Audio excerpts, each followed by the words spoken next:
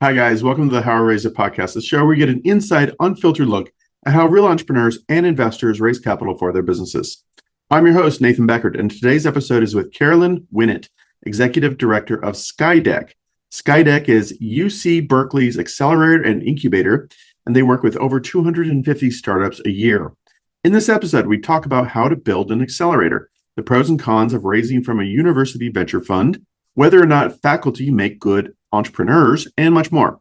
If you're tuning into this podcast, learn how to raise capital for your business. Be sure to check out Foundersuite.com if you're a startup, or Fundingstack.com if you're a VC or advisor. Both platforms will give you access to an awesome collection of tools for raising capital, including a massive investor database, a CRM to manage your raise, a virtual data room to run due diligence, plus pitch deck hosting, investor updates, email tools, and much more. Last but not least, if you enjoy this conversation and think someone else would too, please share it with them and hit that subscribe button to get all our latest episodes. Thank you. Now sit back and enjoy this chat with Carolyn. Welcome to How I Raised It, the podcast that goes behind the scenes with entrepreneurs who've raised capital.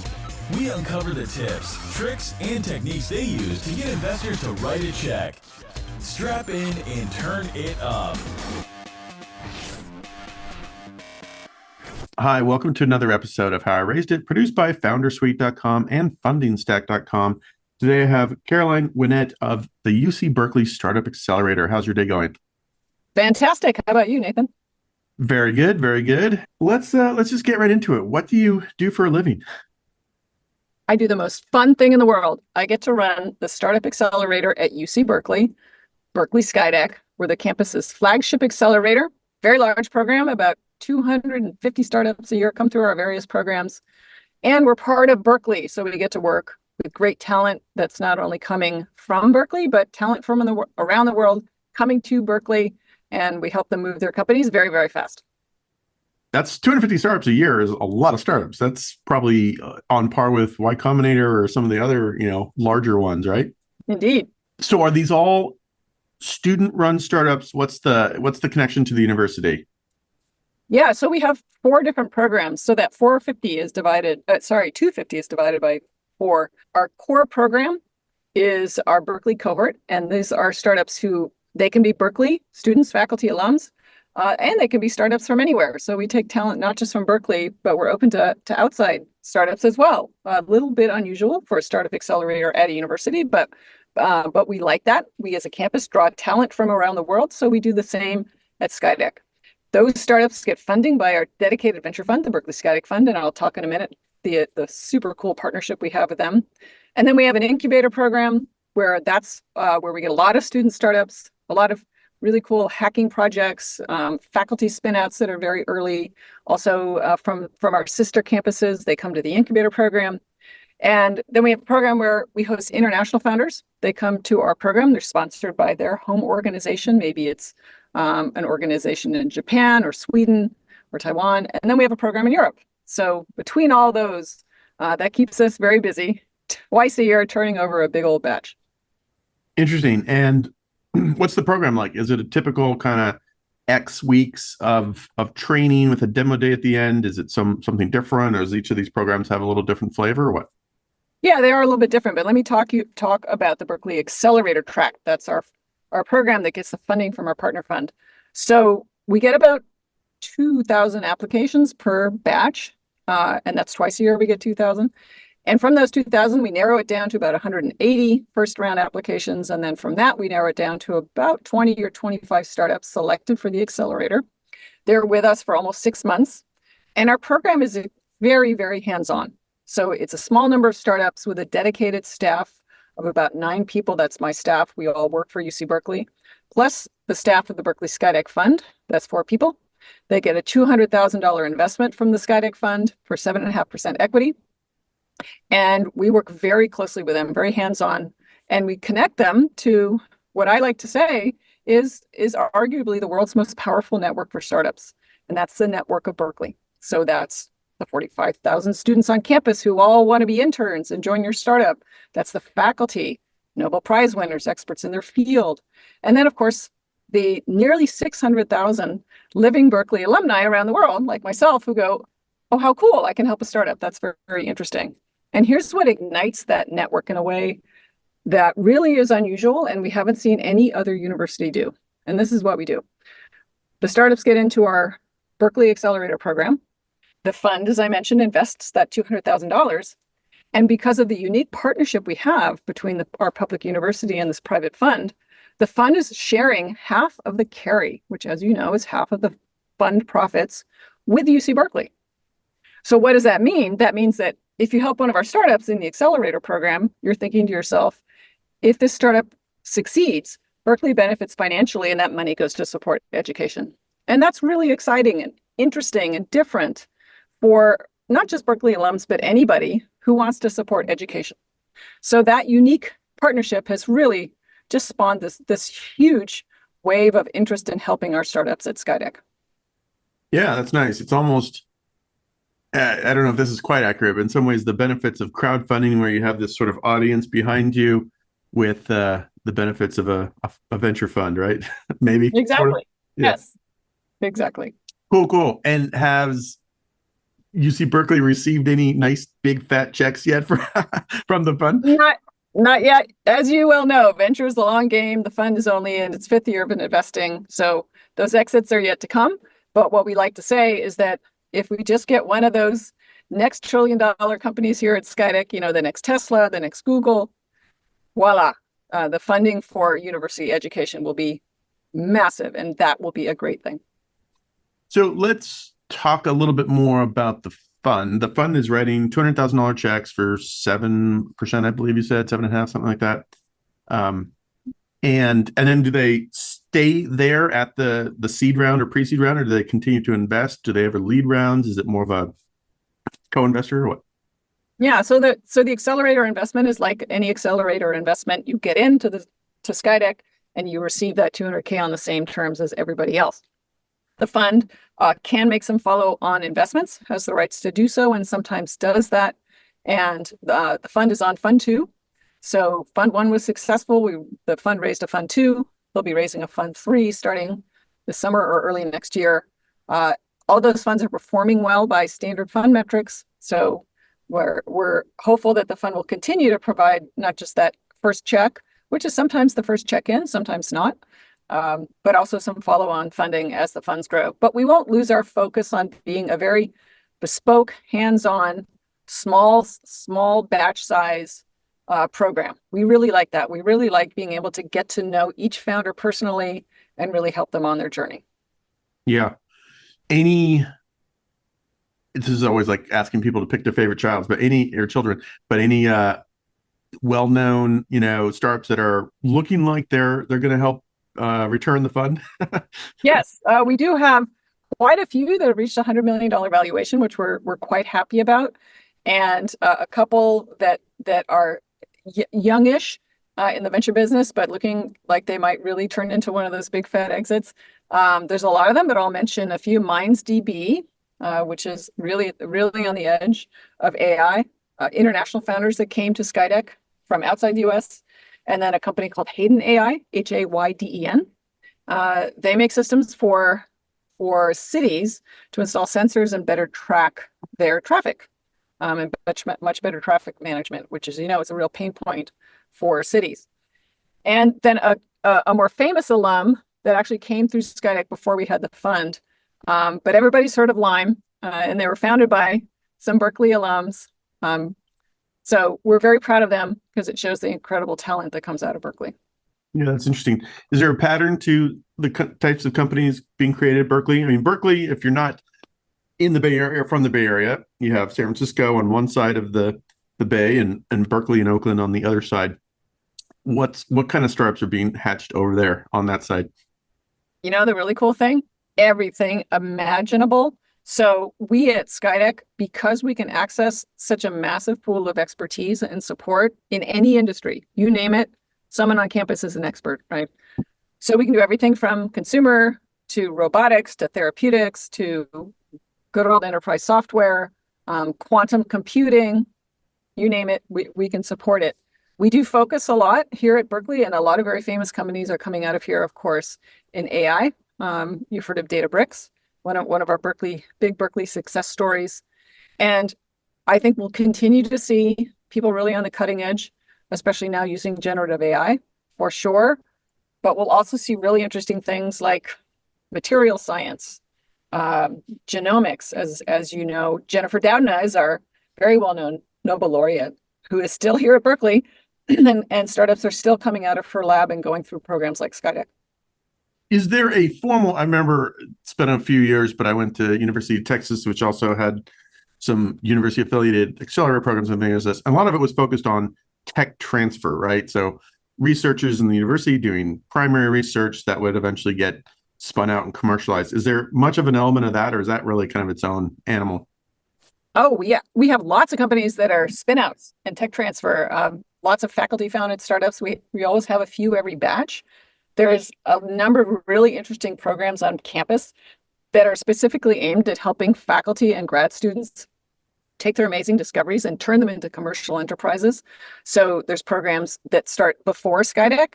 We take them once they become a company, but there are programs to help them become a company, like the Baker Fellows program that gives awards to faculty who want to spin out, a new initiative called the Academic Innovation Catalyst, which is exactly what it sounds like, funded by a great Berkeley alum, actually a member of the Cincini family, so everybody's heard of Wilson Cincini. There's that family's still active at Berkeley, really doing great things. So, for example, we've had a company come through that's creating a new drug that is a weight loss drug that, unlike the ones on the market, does not have any side effects. That, and it's early stage, right? But that could be huge, right? With massive benefits for health. We have another company that's in the batch right now that's come up with a compound that can be used to repair severely damaged muscle. So people who get, some awful accident where the muscle is torn up, very difficult to rehabilitate that. So they've come up with a compound and they're working away at that, and they're at SkyDeck right now. So we have a lot of really exciting things that have come from the labs on campus. Yeah. Okay. Well, we'll switch gears in a minute, but what would you say are some of the pros and cons of working with a university-related venture fund versus a non-university venture fund? There's probably a bit of both. What do you think? Yeah. So great question. So that's what we are, and I think the pros are massive if you incentivize that alumni base, right? So there are many university startup accelerators, and they're all great. We all know universities are fountains of discovery and invention and excitement and people wanting to solve the world's problems. But you want to look for one that incentivizes that network to help you. That's what we've done with the Berkeley SkyDeck Fund, is to give those alums a really powerful incentive above and beyond their love for their university, which alumni have. And so tapping into that is great. So look for an accelerator that's figured out a way to harness that network in a way that's meaningful to the people on and off campus. So that's number one. I would say, think about what your individual startup needs. So as I mentioned at SkyDeck, we're quite lucky to have whatever you need: life science, robotics, material science, software, open source, quantum. But if you have a very specific technology or science and you need really specialized guidance and help, and people who are experts in, FDA clearance or experts in supply chain for semiconductors or whatever it is, see if that expertise is there. And then as a general advice to anyone looking at an accelerator, they're not all the same. They're very, very different. And so, like, if you're looking for a hotel or a restaurant, you're going to go to Yelp and you're going to check the reviews. Talk to founders who have been through that accelerator. Talk to them specifically and see what they have to say. Mm-hmm, mm-hmm. Yeah, that makes sense. How do you, to your first point, like, if I'm a startup and I'm contemplating, the university venture fund and going through the accelerator program versus just going it on my own track, how could I activate or leverage the alumni base? Is it because they've invested in the fund, they might want to help out, or is it less tangible than that? Yeah, so it's both. It can be both. So a number of alums have invested in our fund. We opened up a portion of the fund for investment by our advisors, our SkyDeck advisors, and about 70 of them have done that, which is great. So they're helping the companies knowing, this can benefit me personally. But there's also just the less tangible, all the alums who are not invested in the fund, who know if our companies succeed, Berkeley gets financial support, and that's fantastic. And then whether you're a Berkeley alum or not, or whether you're at SkyDeck or you're at some other accelerator for a university, everything is network, right? So what would any investor just kill to have? A large, powerful, expert, and highly motivated network. And university alumni are sort of naturally that. If you're at a university that has, a significant number of people, Berkeley's network is very large with almost 600,000, but lots of great universities. And there's dozens, there's hundreds of really strong universities around the world that have 100,000, 200,000 alums who are out there in the field working. And if you can communicate with them, I have a startup, and if they succeed, it helps my program either financially because the university has licensed the technology, or it just helps us with our reputation and, gives our students a nice story about, if I come to this university, then, I could do a startup and tap into this network. And all of that is supportive for the university. Yeah, interesting. All right, let's go back in time a little bit. Before doing the accelerator, you were a founder yourself. You want to tell the quick story of what you built and how you funded it and how you exited? There's a lot to that question, but go for it. So I like to joke that, before SkyDeck, I was a serial killer. Serial entrepreneur, but two of them I didn't kill, and they grew up and got acquired. The one I helped co-found. I really wasn't involved in its growth and acquisition, so that's not on my LinkedIn or anything. But that was a company called Boardvantage, and it was acquired by NASDAQ. The one that I was there, the moment the idea was sparked in my co-founder's head to acquisition, and then staying through that acquisition for a year, was a company called Neurofocus. And that company was founded by myself, my husband at the time, who was a Berkeley PhD in engineering. And his name was Pradeep, and he was a Berkeley alum. And one day he came home and he said, I have this idea. I've talked to this neuroscientist, and I came with this idea where you put an EEG cap on your head and we can measure brain waves, apparently, because this neuroscientist was saying we can measure attention, emotion, and memory. And Pradeep said, well, isn't that what marketing and branding people want to know, right? And at first I said, that sounds insane. But the more he talked about it, the more I went, actually, it's a really cool idea. So we started talking about it, started devoting time, some resources. We ended up then asking Dr. Bob Knight, who's a professor here at Berkeley in neuroscience, to come and join. And Bob, who's just one of the coolest guys imaginable, came in and said, okay, he's from Jersey. I can't do the accent, but it's something like, okay, I got the null hypothesis here. I assume none of this works, and this is all complete hogwash unless proved otherwise. Pradeep was like, perfect. That's what we want. We want someone who's going to come in and only join a team if he thinks this is a valid solution that has scientific basis. So we did a few studies, and Bob was like, yeah, this actually does work. So we started building the company. And how do we fund it? We took our personal savings and we funded it. And this went on for about a year.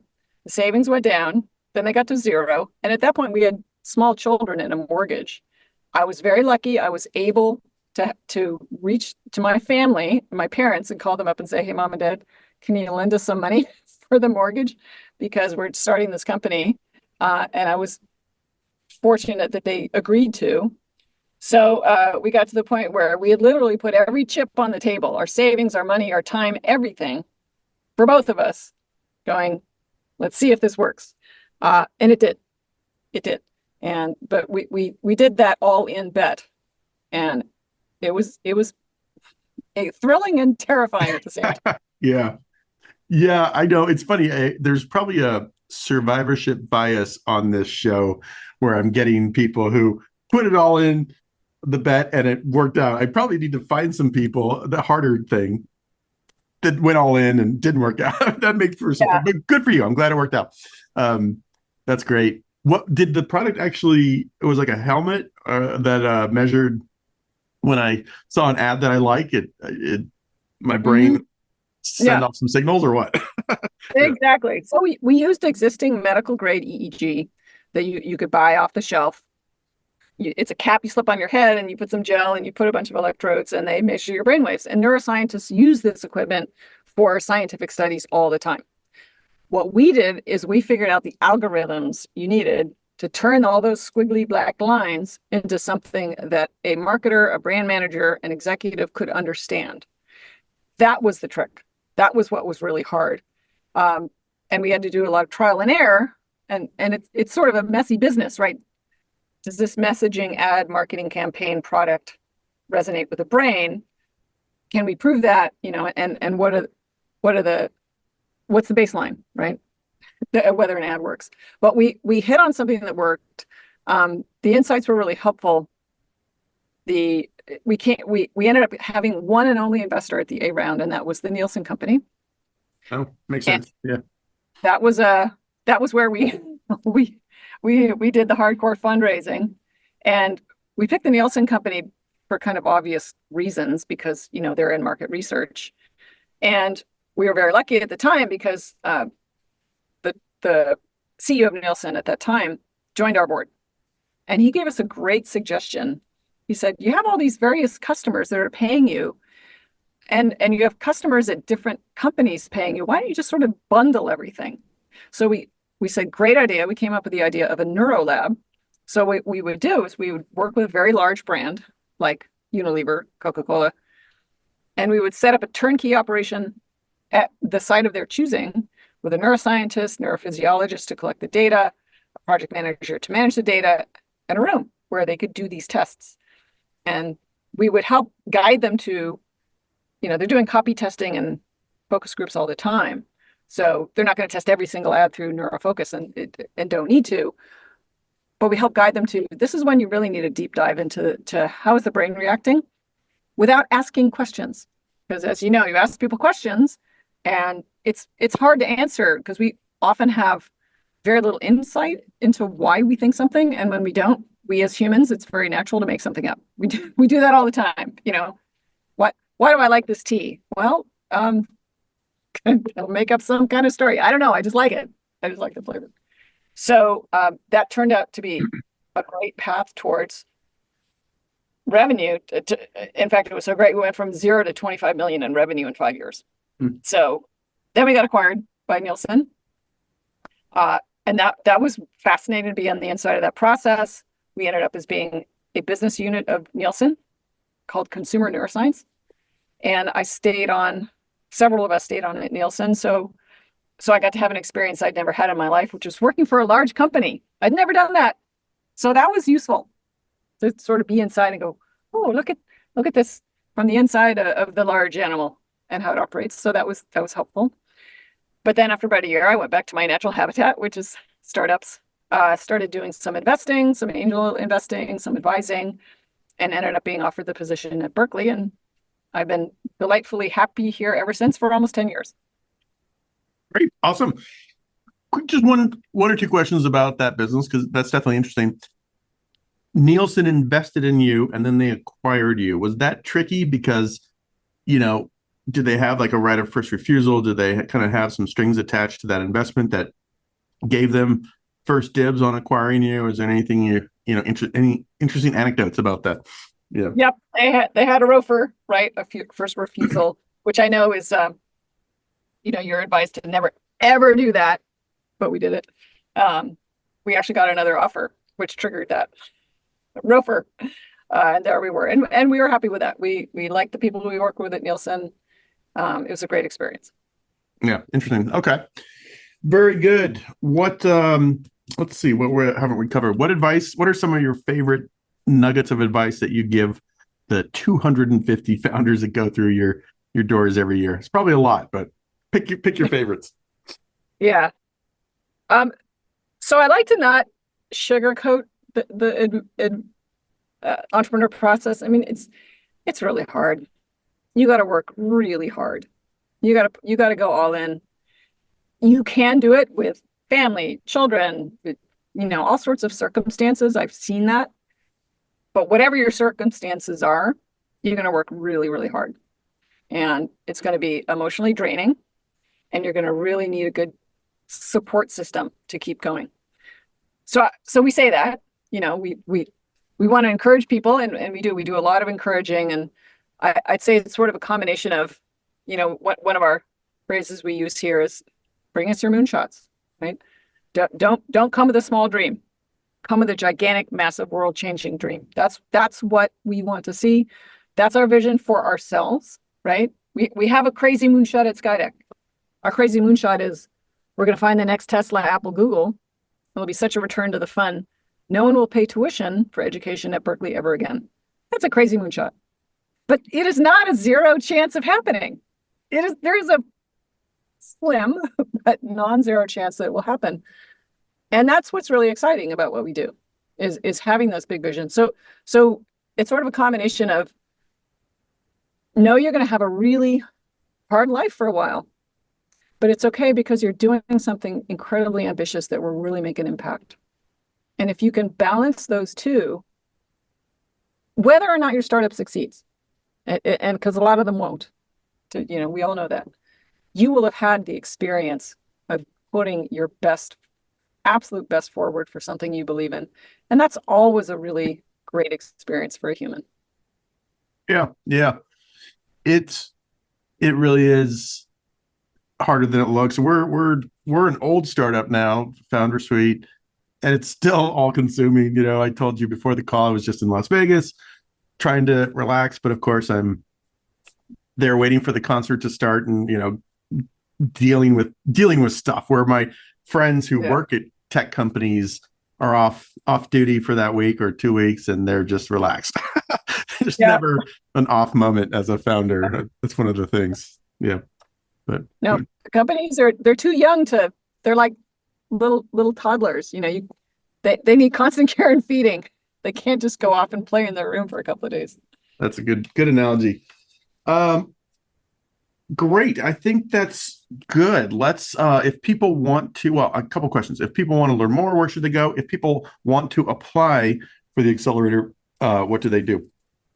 So please go to our website, which is skydeck.berkeley.edu, and you will find there a link to our application. And actually, this is great timing, depending on when this podcast airs. It should be right when applications open, which is going to be July 16. So that's opening applications for our fall batch that will begin in November. So we'd love to have all entrepreneurs apply. We'd love to see your applications.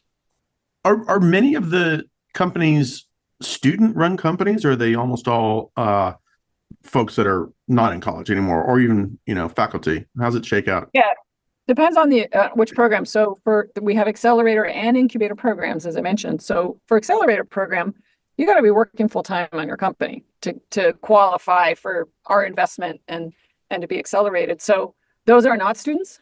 They might have a team member who's still finishing their PhD or something, but the founders are full time, not working, not doing anything else. A lot of the companies in the incubator track are current students. So we have programs for both.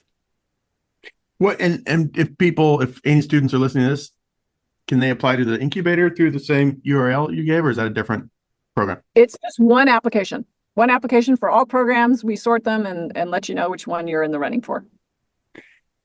Kind of a loaded question, but do faculty make good founders? I have an opinion about this. My opinion is no. But what do you think? I think faculty make great founders. Let me tell you why. I myself am not a scientist, but I've spent a lot of time with scientists. My ex-husband was a scientist. Our co-founder was a scientist. My daughter is getting a PhD in neuroscience at Berkeley. So I understand the science mindset. And here's what I've observed over the years. I think, people are people, and some people are great founders and some people are not. But faculty have scientific and engineering faculty, but also any faculty. They've been trained in the scientific method. What's the scientific method? Boil it down. It's very simply, I have a hypothesis. I'm going to collect some data. I'm going to see what the data say. Now, if you're a bad scientist, you come in with a bias and you go, I want the data to look like something, and that messes up your experiment. But if you're a good scientist, and most scientists are well trained, they look at that data completely unbiased. I don't know what that's going to tell me. Maybe it's going to tell me this hypothesis is right. Maybe it'll tell me it's wrong. Maybe it'll give me a scatter plot. I don't know. But I'm going to look at that data completely unbiased. That is a great mindset for a founder. When they're going out to talk to customers, do you like my product? And they might get a love your product. They might get a I don't like your product. Or they might get that scatter plot and they got to go back and do another experiment. And that mindset is a fabulous mindset for a founder. Fair enough. That's a good argument. My bias has always been that your faculty, you're on the tenure track, you're in the cushy, comfortable womb of the university. The harsh reality of startup life is too much for that. But no, I like the scientific method mindset argument. So yeah, that's good. Good answer. Mm-hmm. All right. Well, I'll let you get back to this. Once again, if people want to learn more, skydeck.berkeley.edu. Applications opening soon, depending on when we release this. Just go check it out and figure out the application dates. Carolyn, thank you very much. And yeah, good stuff. I'll have to get over there one of these days. I'm in San Francisco and Marin, so I'm really not that far away. I haven't been to SkyDeck. I'd love to check it out. So have to get over. Come see our building, top floor of what is still the tallest building in Berkeley with a 360-degree view, stunning view of the Bay Area. Come over. Oh, very cool. Yes. Yes. Yes, indeed. Gorgeous. All right. I'll take you up on that. Thank you very much. Have a good rest of your week and summer, and best of luck with SkyDeck. Thanks, Nathan. Over now.